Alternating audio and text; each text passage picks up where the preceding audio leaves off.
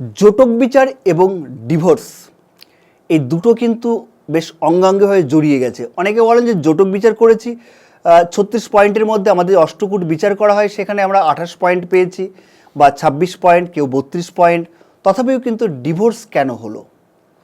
Divorce দেখুন, জটক বিচার হচ্ছে একটা আমাদের প্রাথমিক বলে না স্টেজ, সেটা আপনি হয়তো তার জন্য হয়তো জটক বিচারে একটা পয়েন্ট পেলেন, আমরা প্রাথমিক এক ধাপ এগিয়ে গেলাম।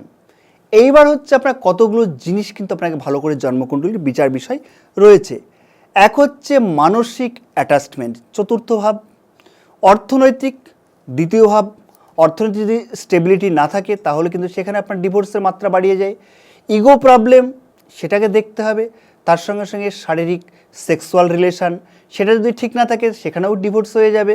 তাহলে এই বিষয়গুলো এবং তার সঙ্গে সঙ্গে সন্তান ধারণের ক্ষমতা, এই যে বিষয়গুলো, এইগুলো হচ্ছে আপনার মূল বিষয়। এবং তার সঙ্গে সঙ্গে আর একটা বিষয় আপনার খুব কার্যকারী, আমাদের ফ্যামিলি বা সংসার, চতুর্থ ভাব। এই চতুর্থ ভাবে জুড়ে রয়েছে শ্বশুর, শাশুড়ি এবং ননদ।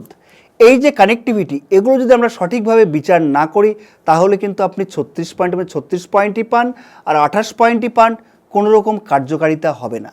অর্থাৎ বিবাহ ঠিকঠাক দেখতে গেলে আপনাকে কিন্তু এই কতগুলো মেন ভাবকে গুরুত্বপূর্ণভাবে আপনাকে দেখতে হবে।